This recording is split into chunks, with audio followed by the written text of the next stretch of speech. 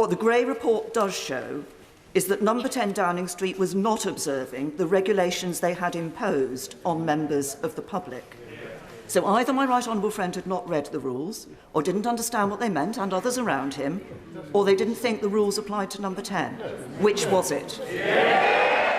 Boris Johnson apologises in the House of Commons. But what is the answer to Theresa May's question?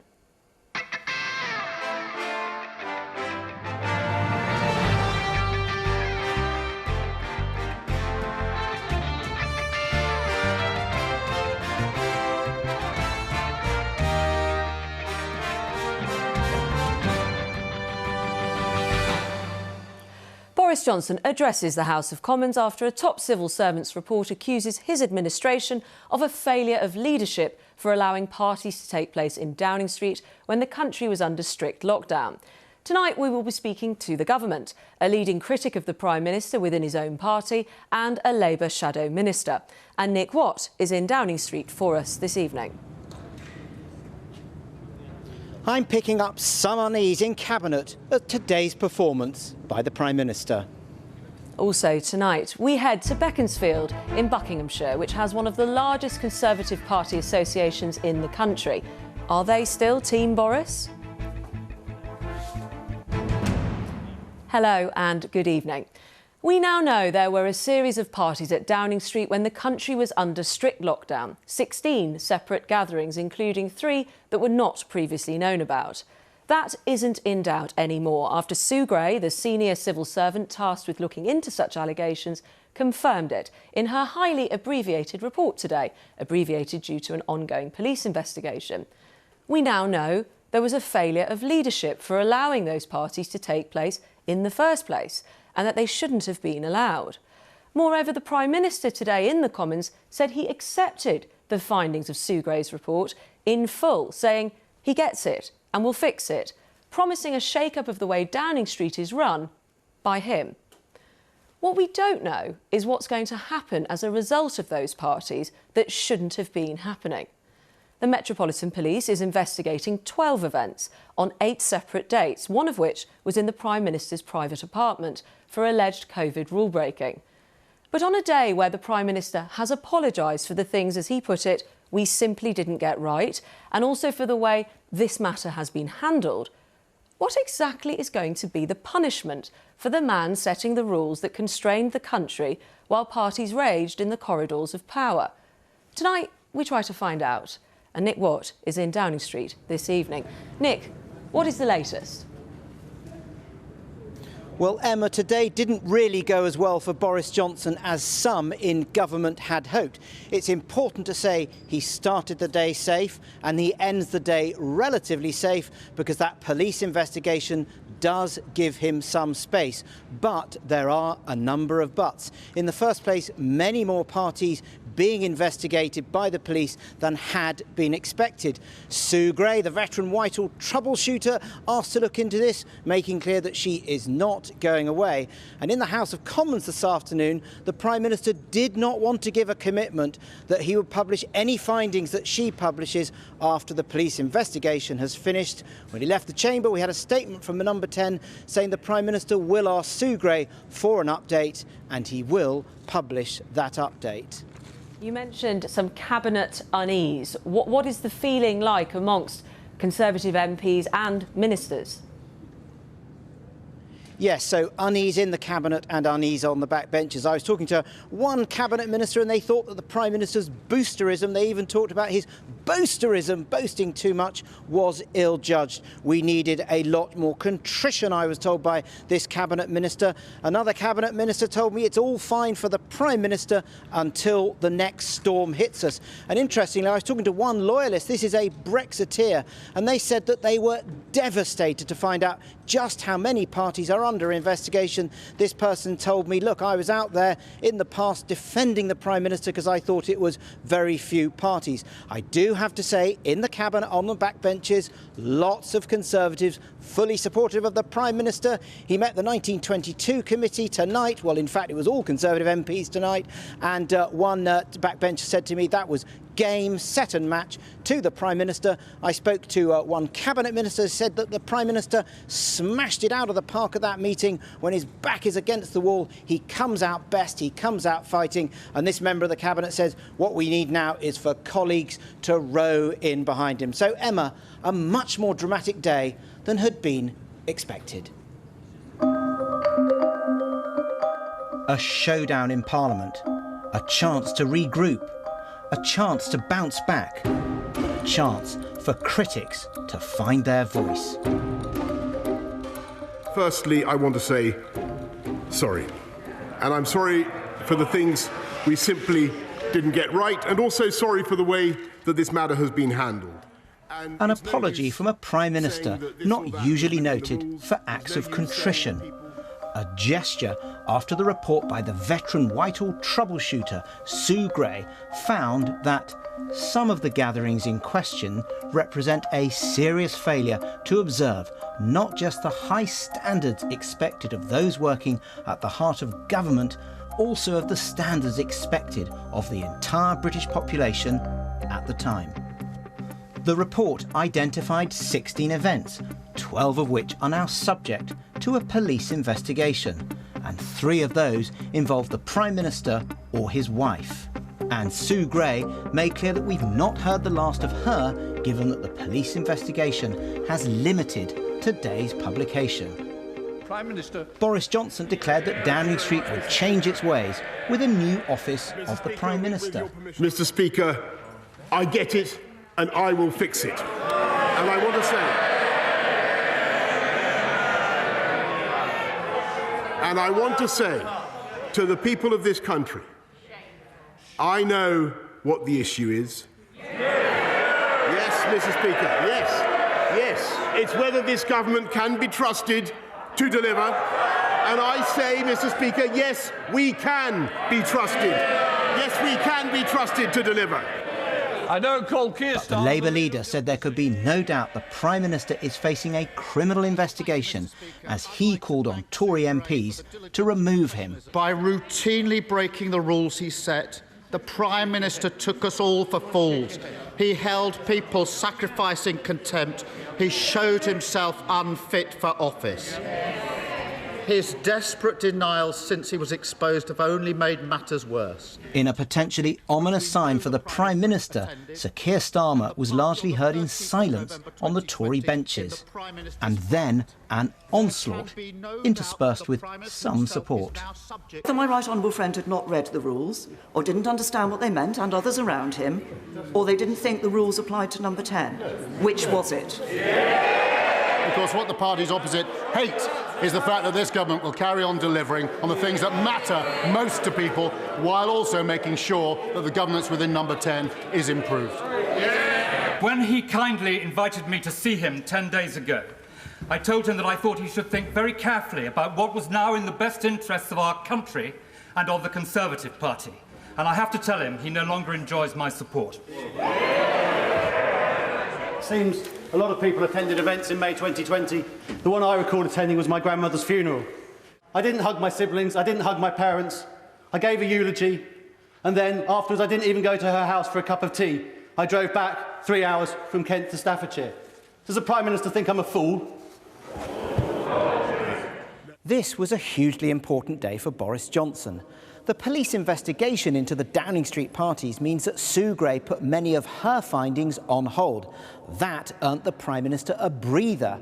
But many of his Tory critics believe Boris Johnson failed to meet the moment with highly personalised attacks on Keir Starmer at the very time when there was a need, in their eyes, for far greater contrition. But the Prime Minister's allies, well, they were out in force. These are the people who were criticising Boris Johnson before he was elected as leader of the Conservative Party. They've been criticising since the day he was made Prime Minister. It is the same old voices who've been bitterly unhappy and desperately disappointed since the day he became Prime Minister. I think it's a very personal thing between two prime ministers, and why not use the opportunity in a Shakespearean way to point that out? And, you know, she did. I know that some colleagues were frustrated. They want more. Some want his head. But I asked them this. Is a prolonged leadership election about navel-gazing at this time in the national interest, bearing in mind all the pressures that this country is under and the challenges that we face? I am not persuaded that it is. Among the Prime Minister's critics, one former Chief Whip was not overly impressed. If I'd had a report written like that about an organisation I led, I think it would have been the moment to show a great deal of humility in what you were going to do to recognise things had gone wrong and what you were going to do to put it right. You can't put things right unless you have a real understanding of what's gone wrong, and I'm not sure we saw that in the chamber this afternoon. I think it's going to be death by a thousand cuts. I think he'll hang on for now. I don't no doubt that Mr Cummings will be blogging in the next 24 hours, putting the pressure back on. And if the Prime Minister sacks 50 people or 100 people from Number 10, I'm sure that they've all got Dominic Cummings' mobile number. Final judgment on hold as we await the police findings. Space for the Prime Minister to regroup. Space for internal critics to find fault. I'm now joined by the Business Minister, Paul Scully. Paul, good evening. The Prime Minister said today, I'm sorry for the things we simply didn't get right.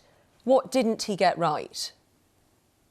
Well, he also said, sorry, the way it was handled. But clearly, you can see, and Sue Gray said this in her update, the fact that there was action and behaviour in Number 10 that didn't fit the spirit of the guidance. And now this is a frustrating thing that we haven't completed this course because of the Met Police investigation to see exactly where it sat with the laws and the guidance. But clearly there was actions there that didn't fit the spirit, and that's what I think he was disappointed in Number 10 and disappointed in himself with in showing that in sharing that apology.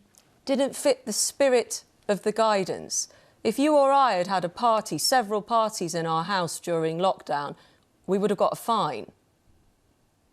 Well, I think that's what the that's exactly what the Met Police are. No, we don't need the Met Police report. I think it's a red herring for a lot of the public, and perhaps you're not understanding what I'm saying, which is quite simple. I think. Sorry, if I may, the police report is coming. You're right to say let's wait for that in some ways, but actually we do have Sue Gray's report in which it says events that were happening shouldn't have happened, and that was a failure of leadership.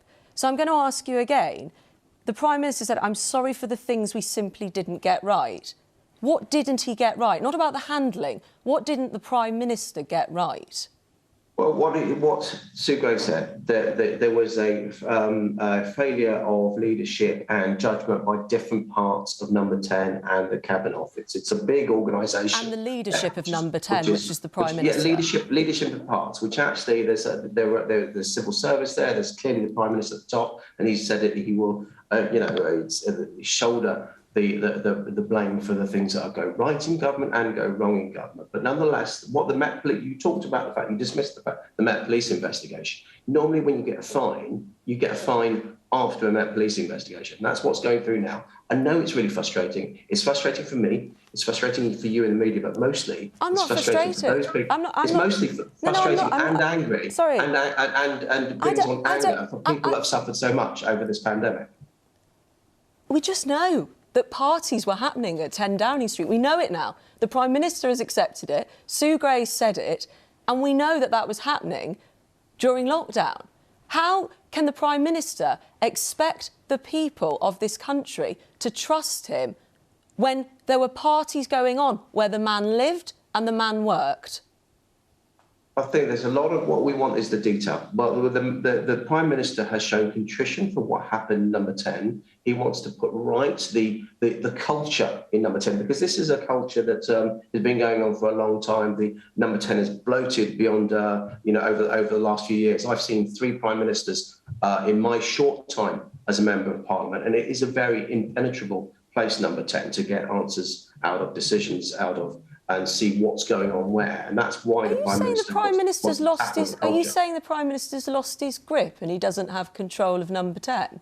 What I've explained is that 3 Prime Ministers that I've served under, it's been impenetrable all of that 7 years that I have been a Member of Parliament. But what I'm saying is that the Prime Minister now wants to grab that culture because it has been found to be wanting in this real time of national need. You're just miring this in procedure.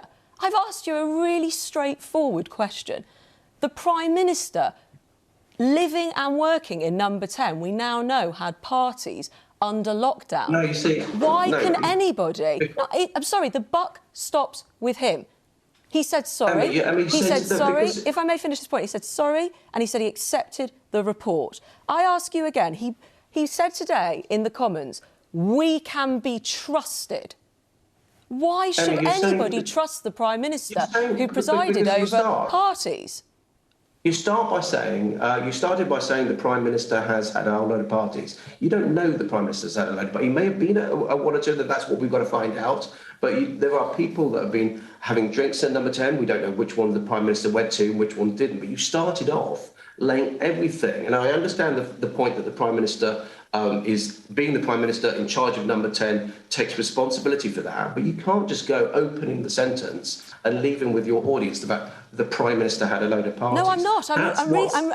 But that's exactly what you said. I'm reading Sue Gray's report. What you said. I'm reading Sue Gray's report. I did not say, please don't misquote me on my own programme, I did not say that Sue Gray said the Prime Minister was at every single one of these parties. There are that many one can get confused. What I did say is that the Prime Minister has presided over a Number 10 where we now know that there were so many parties that there's different investigations in one bit of Sue Gray's report to the Metropolitan Police. So I ask you again, how can people trust the Prime Minister to follow the rules he sets when around him, those he's meant to be in charge of, are having parties that, as you say, to go back to your original point, as you put it, flout the spirit of the guidance? Because the Prime Minister has recognised the fact that Number 10 has built up this culture that needs tackling, and bearing in mind the people there, I don't want to write them all off because of whatever's happening, because they were working incredibly hard to try and get through the pandemic on behalf of the people across this country. Bearing in mind, of course, the Prime Minister himself, just a few weeks before some of these events that we're talking about, nearly died of COVID himself. Throughout that time, he's lost his mother. He's got married, got 2 children. There's the personal experiences of the Prime Minister throughout all of this period, alongside the pressure of the pandemic, with the people that are working there very, very long hours for the betterment of this country. Are you really going to use the fact that the Prime Minister nearly died and other personal events in his life to justify the fact that he either didn't understand the rules or noticed that people all around him where he lived and worked were partying? What I'm saying is that if I came off my deathbed from COVID, I think I would have a pretty good handle on the need to abide by the rules. Clearly there is a failing here. That's why he's apologised, and it's right that he tackles that. So we do need to make sure that we can move forward onto tackling the issues that people want to talk about. What you've just said directly contradicts itself. The cost of living, the possible war in Russia and Ukraine. All of these issues are really, really important. So we do want to address this. But we cannot spend 2 hours in Parliament. We cannot spend the entirety of your programme talking about this while the government are doing many other things. You don't get to edit Newsnight. I asked you a question about the fact that you were using that he nearly died of COVID to talk about the rules. You just said he should therefore have abided by the rules. That's exactly what people have been saying. How could there have been parties? How could there have been parties with a man who nearly lost his life to COVID? So Emma, you're now changing what I said. I mean, what I actually said is that he would have been aware of the requirement to follow the rules. He set the rules himself as well, and appreciate that. In discussion with Cabinet and discussion with the scientists. But clearly there were failings. Clearly there were times that, as I've said, and it's my words, that I don't believe it was in the spirit of the guidance, but it's the Met Police now who have to investigate this. And I know that's frustrating for everybody. There is palpable anger across this country at the moment, and we've got to address that. We've got to tackle the underlying issues with this so that, we will await for that so that Number 10 works well in the future. We will await for that police report. Thank you very much for your time this evening, Paul Scully. I'm joined now by the Conservative peer, Ruth Davidson, Baroness Ruth Davidson, the former leader of the Scottish Conservatives, and Labour's Shadow Business Secretary, Jonathan Reynolds. If I could start with you, Ruth Davidson. Boris Johnson did apologise today, promised reform of Number 10. You've just heard from one of his ministers, his business ministers there, to talk about moving forward. Where are you this evening? Well, I almost feel sorry for Paul Scully there. He's being asked to go out and defend the utterly indefensible. He's compromising himself and his own integrity in the way the outriders that are trying to defend the Prime Minister are being asked to do, because this is indefensible. And I think earlier in this programme you had a clip of Nadine Dorries, the Culture Minister, saying we shouldn't listen to the people that within the Conservative Party that are saying this is wrong. It's all the people that have always hated Boris forever anyway. No, it wasn't today. Andrew Mitchell has been a supporter of the Prime Minister for a number of decades. Aaron Bell, who talked about not being able to hug his mother at his own grandmother's funeral, is one of the 2019 intake who in many ways owes his seat in Parliament to Boris Johnson.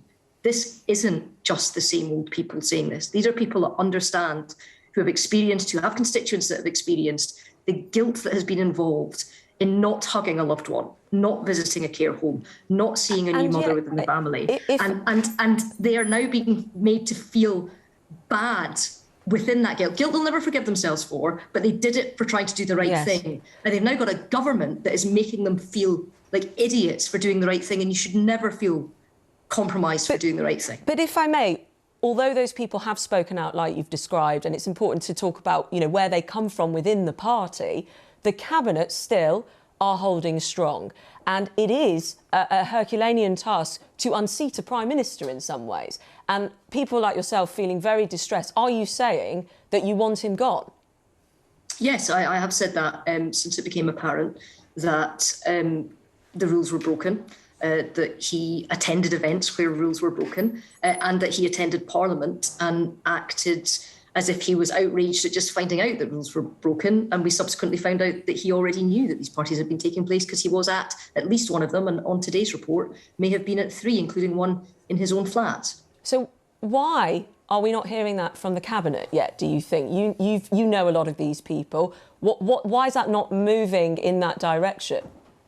Well, I think because, first of all, today's report was so scant. You know, it was only a few pages. I think what was difficult for the Prime Minister, though, was that at the time that he was in the House of Commons, the Met Police confirmed that 500 documents and 300 photographs had been given to them, presumably by Sue Gray, who wasn't able to publish them. And the party reacted so badly today to the idea that the full report wouldn't be published in its entirety, that 2 hours after the Prime Minister refused to accept that in the House, Number 10 had to clarify that, and he then had to placate the 1922 committee and the Parliamentary Party by saying the full report would be published. So, you know, there's so many stages to this that it keeps being kicked down the road. I think that this is about the integrity, not just of the Prime Minister now, this is about the integrity of MP colleagues. Are you going to stay on the Tory benches in the Lords? Yes, because the Conservative Party is more than the Prime Minister. OK, well, let me go to Labour, if I can, at this point. Jonathan Reynolds, good evening. The Prime Minister has apologised, offered reform. Is there any way you can accept some of that reform, that it might need to be put in place? Today was shameful. I mean, I've never seen a Prime Minister so misjudge what was required of them at a big event like this. I mean, it goes back to the introduction to this programme. We now know he broke the rules that he himself set. We know he lied about that. I mean, the statement in Parliament on the 8th of December that he was shocked to find out rule breaking had happened, when that just doesn't tally with the information at all. So he has to accept responsibility for that. That's strong enough in itself. We also found out today, while he was in the statement doing this, he had to miss a negotiation that was scheduled with Vladimir Putin about the crisis in Ukraine. He is not only acting in a way which is unacceptable for a British Prime Minister and damaging all of us, damaging the political system, he is also not governing in the way the public need, whether that's on the energy crisis or the situation in Ukraine, and it is not good enough. Blaming other people in processes, I'm sorry, no, is not acceptable. It is he who must take responsibility for that. Although there will be those who say he can make a mistake. I have a vaccination because of him. We are in a better place in some ways than other countries with the pandemic, because of the vaccination programme and other things that they have prioritised. And he was working very hard. Could he not just have a drink? There are those people in this country, and there are the millions who voted for him. Well, I think there has been an attempt from some of the Prime Minister's outriders to sort of say, yes, he's broken the rules and perhaps lied about it, but he got other things right. I would just say to that, we've had a very significant death toll in this country, a very significant economic impact. We know already there were issues, for instance, the discharging from NHS hospitals of people with COVID into care homes, and that's all going to be covered in the public inquiry. So those Conservative outriders for the Prime Minister should wait maybe for that public inquiry before they try and use it to justify what in any circumstances is completely unacceptable behaviour that is not just unacceptable in its own right, it is costing the British people and this country the kind of leadership they deserve when there's so much going on domestically and abroad as well. Who do you want instead of Boris Johnson then to face down Keir Starmer? Personally, that's for the Conservative Party to do. I don't like the way, I understand people have said to us, you know, Labour must like this, they must like seeing the Prime Minister in this position. Absolutely not. I was embarrassed today that the Prime Minister, some of his answers, he tried to do contrition. The other times, some of the things he said today were just not befitting a Prime Minister. And I think the fact that some Conservative MPs called that out, whether that's the former Prime Minister or even some newer MPs from the 2019 intake, is very much to their credit. I know I'm very much of the view that I think there were people who went into that chamber maybe willing to give the Prime Minister the benefit of the doubt, who, having seen that performance, have really thought that position. Jonathan Reynolds, thank you. Well, one thing that was noticeable during today's Commons debate was how many times Conservative MPs asked the Prime Minister if Sue Gray's final report would be published in full and unredacted. Boris Johnson didn't commit, but later a Number 10 spokesman said an updated report will be published once the police investigation is concluded. But what are some of the outstanding questions left by today's interim findings from Sue Gray? Lewis Goodall is at the Newsnight wall. Yes, I mean, that's it. This is it. This is exactly what we've been waiting for. But as we open up the Sue Gray report or update, there is one key section I want you to bear in mind. Point 2 of her general findings, where she says at least some of the gatherings in question represent a serious failure to observe not just the high standards expected of those working at the heart of the government, but also the standards expected of the entire British population at the time. So, at least some of these events, according to Gray, failed to observe the standards expected of the population during lockdown. Gray doesn't use the exact phrase, these gatherings broke the rules, explicitly, but this, on most reasonable readings, clearly implies it heavily. And this leads us to our first question. Does the PM accept that this is correct? And what did he actually say about it today? At the start of his remarks, he apologised and said this. I, of course, accept Sue Gray's general findings in full. And above all, her recommendation that we must learn from these events and act now. But that didn't really align with everything that he went on to say. MP after MP got up citing Gray and asking how he justified Downing Street breaking or falling short of the rules. But the PM said that this was prejudging the inquiries, that wasn't what Sue Gray had said, and instead asked them to do this. That I think we should wait for the outcome of the inquiry. But I propose that we wait until the conclusion of the inquiry, but to wait for the inquiry when it comes. To wait for the inquiry to be complete. Wait for the conclusion of the inquiry. So two questions flow from those two positions. Firstly, if the PM doesn't think that rules were broken, or at least he says that Sue Gray doesn't say that or suggest it, then for what exactly was he apologising? Is that really accepting what she said in full? And secondly, he says that we should wait for the conclusions of the inquiry or inquiries. But which one? Because he was asked again and again if he would commit to the full Sue Gray report being published. And this is what he said. What we've got to do, Sue Gray, is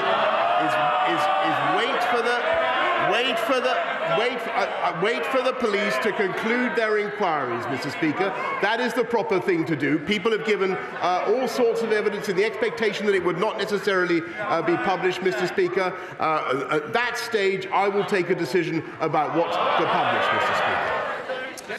But if we don't get that report, then what are we waiting for? Because from the police, all we might find out is whether some people have fixed penalty notices or not necessarily the detail which Sue Gray has. Now, Number 10 has tonight published this statement. You can't see all of it, but basically it says that they will publish a further update when Sue Gray has finished her work. An almost instant retreat, but MPs will be keeping a very close eye on all that, and if there's wiggle room there, and what Number 10 says about that in the days ahead. Now, Sue Gray was necessarily light on specifics, but one key detail also emerged whence the next looming question comes, about what the PM has told Parliament. We've heard about the list of events already. 16 events, 13 dates Gray has been investigating. One in particular stood out, the 13th of November 2020, an alleged gathering in the number 10 flat. It's been suggested by Dominic Cummings that this was a party hosted by the PM's wife, Carrie Johnson, to celebrate his removal. Downing Street has always denied this, yet we now know Sue Gray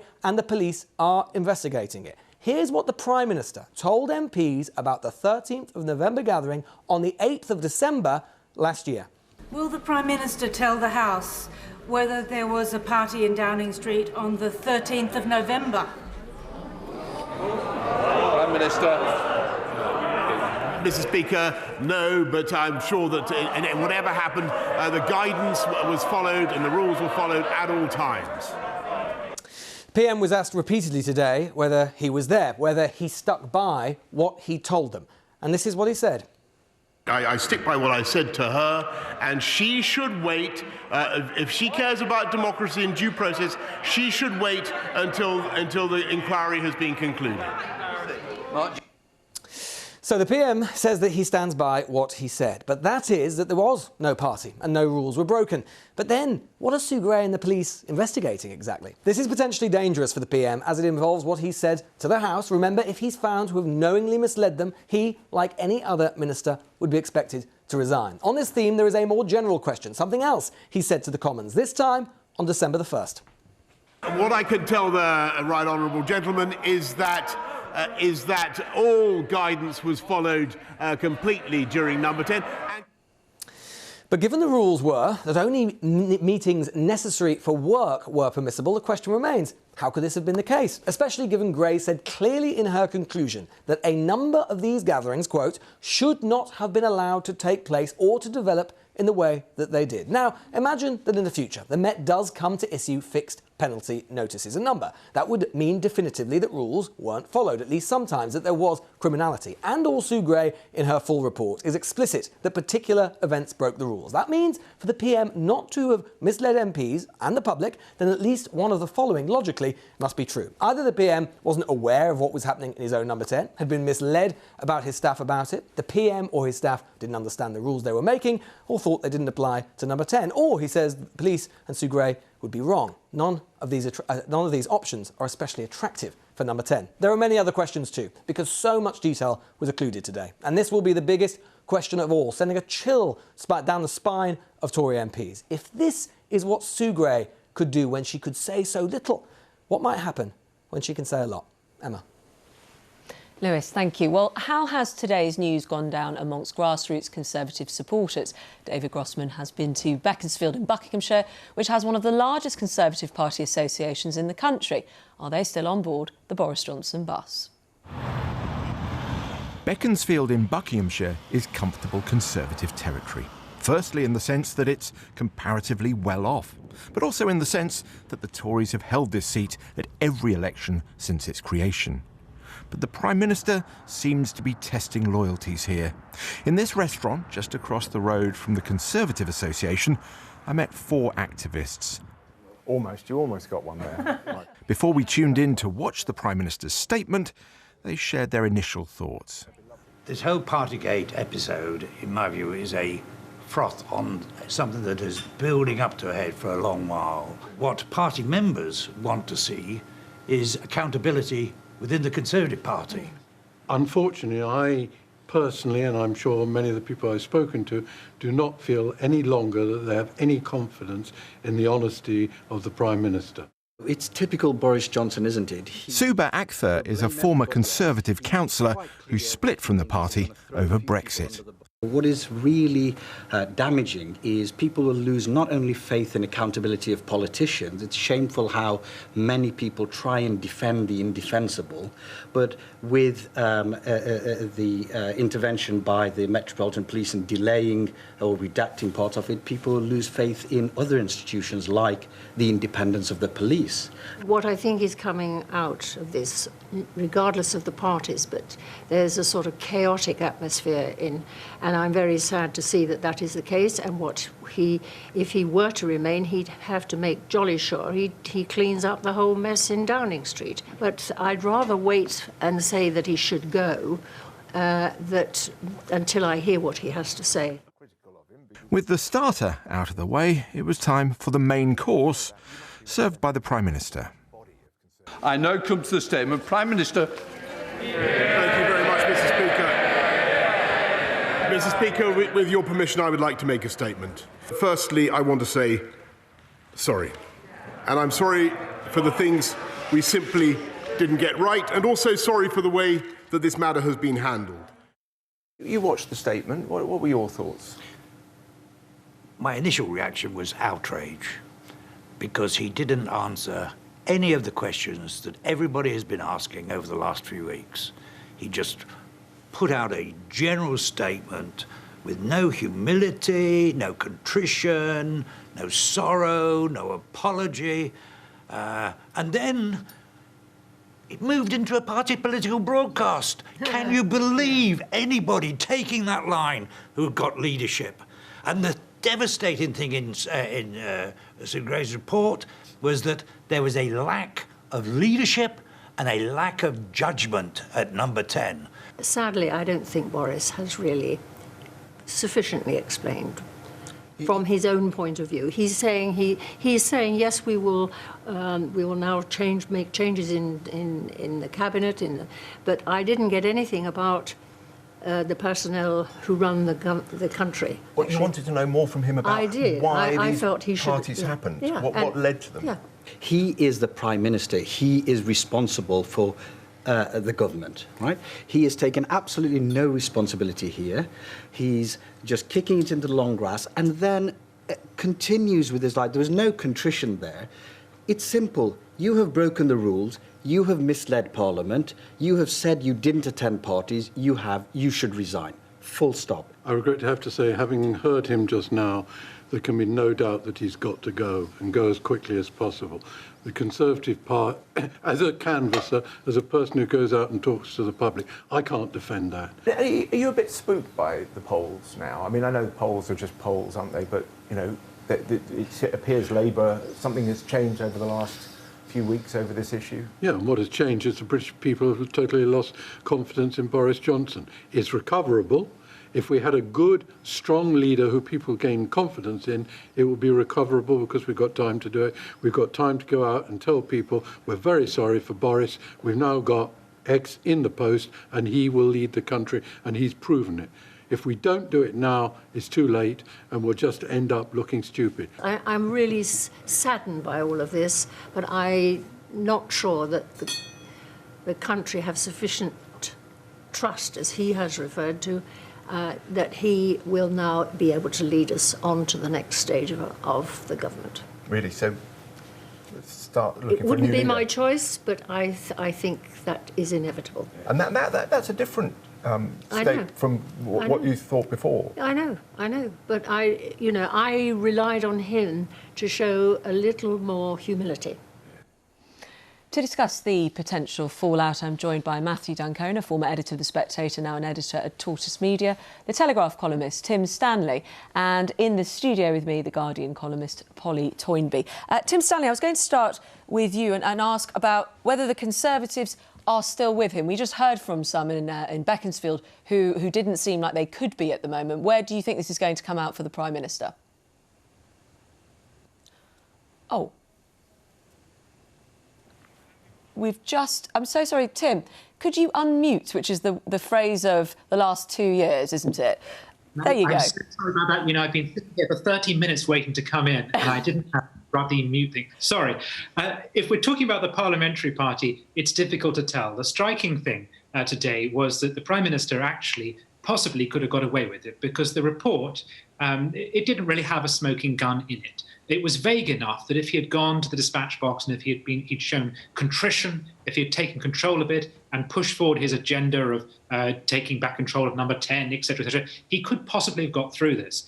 But not only did he misjudge the House, misread it, and launch a very personal and vitriolic attack upon Keir Starmer, although I have to say Keir Starmer did the same to him, but what was striking was that most MPs behind him, row after row, were sitting with their arms folded. They didn't really betray any emotion. They were listening and they were waiting. And my sense in the Commons right now is that most of them think his days are numbered. The issue remains the same as it did a few days ago, which is that no one wants to stick the knife in. They want to wait for him to go. The question is, what will be the conditions for that and when does it happen? Matthew Dancona, what's your reading of this in terms of the Conservative Party? And I suppose, is there anyone to take the mantle? Are they ready? The first thing I'd say is that I think the report itself, the interim report, is more of a sort of inventory of smoking guns to come. It's a chilling teaser trailer for what the final report will look like, and I would be very alarmed if I was a Conservative MP. I'm very alarmed as a citizen because it's quite clear that there was a really terrible industrial scale series of breaches of COVID regulations in the party. I think that Johnson really is. I agree with Tim. I think he's now on his way out. I think after a very few phrases of contrition, he moved into essentially posturing as a victim, claiming that he was the victim of a kind of a Downing Street culture that had gone wrong, and the answer to all this was civil service reform, which is complete nonsense. I think this merely underlines the case for his departure. Whether there is anyone, papabile waiting in the wings, I think is becoming less and less the key question. I think the real point is we simply cannot allow this man to be Prime Minister for much longer. The question for the Tory party is at what point they leap off the Titanic, because the iceberg is ahead. Polly Toynbee, you find yourself perhaps, I don't know, in agreement here with two people who've studied the Conservative Party and speak to a lot of Conservatives and certainly have represented them in some ways. Do you actually think that the knife will go in, as it were? You've seen a lot of these moments. It's hard to say. They're going to make a lot of calculations all the time. But if they look at the polls, they're appalling. Over 70% of people say they are dissatisfied with him. I think if your own report from Beaconsfield, Tories can't find a single voice to support him. Keir Starmer produced a really withering speech of contempt and scorn, and opposite him, there was not the usual cheers and shouts, a very, very sheepish party looking ashamed. And he said they should be ashamed. They are all contaminated. I mean, you had Paul Scully on. Poor man, you felt sorry for him in your interview because what can they say? They're left floundering, saying, wait for the police, wait for the police. The report that came out today is devastating in itself. It's all there. I mean, all right, they can add the names and the details. She can add names and details of these parties, but all the information is there. If you imagine Johnson now going out campaigning, he will not dare meet the public. You can bet there will be no occasions on which he'll meet real members of the public, because amongst them there will always be somebody who will say, my grandmother died, or what I sacrificed, or what happened to me and my family, or someone they loved. Or there will have been people who didn't believe in the restrictions in the first place and also feel that perhaps this has made a mockery of those and they didn't want them quite how they were then. Tim Stanley, just to bring you in at that point, some of the front pages have come in, which I'll go to in just a moment, but the front page of your paper, The Daily Telegraph, from the former editor Charles Moore says, can Boris come out of this stronger? Polly's saying there, no, Boris Johnson won't go and meet people, but is there a whole other side of this that we're not getting? The other side is the rallying around that always comes whenever your own party is under attack. And there will be some MPs who actually would have found the character attacks upon Boris Johnson very distasteful, and they will rally around because there's some personal support for him. I have to say, I should offer a minority report here, which is to say that I personally like Boris Johnson. I admire him. And like a lot of people on the right, I'm grateful for him for delivering Brexit. And also, I think he deserves credit for the delivery of the vaccine. I think that the crisis of the last few months has not arisen from malice. It's arisen from chaos and an inability to run an administration effectively. If he intends to fix that, that's all well and good. The only thing is that there are many, many problems coming down the line, some of which are being caused by the government. This year is going to be dominated not by Partygate, but by the cost of living, which has been added to, for instance, by the national insurance increases. Quite frankly, in the last 24 hours, I don't know why Labour didn't attack the Prime Minister for the fact that something like 95% of burglaries went unsolved. That's a real-world issue to attack him on. And maybe they'll move on to that eventually. Well, but let me, just as you were talking there about your sort of diagnosis of this, Matthew Dancona, you were really shaking your head. What did you not agree with? Well, I don't think it's got anything to do with chaos at all. I think this was it's quite clear what this is all about. This is about a generation of Conservatives, quite unlike previous cohorts of Conservatives, actually, who simply do not acknowledge equality under the law. This was an incredibly intense time in national life when people were making huge sacrifices. And at the time, people in Downing Street were going regularly to parties. Now, that is nothing to do with parties or cake. It's to do with how you perceive yourself as a governing group in relation to your fellow citizens. And I think that is the absolute heart of the matter here, is the irony of a government that achieved power by claiming to be anti-elite has now become the most elitist of the lot. And it is, in some respects, a profoundly unconservative way of behaving.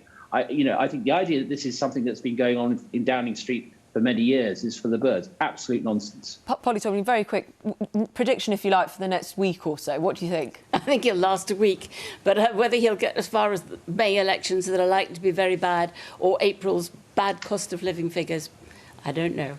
Thank you very much to all of you for joining us this evening. Let's take a look at some of those front pages just in. I've got the Daily Mail here, which says, now publish the whole damn thing about Sue Gray's party probe. 500 pages of evidence and 300 photos after interviewing 70 witnesses, but only 12 pages today. At the front of the Daily Telegraph, Prime Minister to ask Gray for new report, and also can Boris come out of this stronger, as I mentioned. The Independent, failures of leadership, and some bullet points there about what was said in the Commons, which we've covered this evening. And the Daily Star, 50 Shades of Grey. Bozo takes a spanking in a brutal report. Humiliated as cops probe 300 party pics. And he gets a kick in the nuts by the former Prime Minister, referring to Theresa May. That is all from us this evening. Thank you for your company. Good night.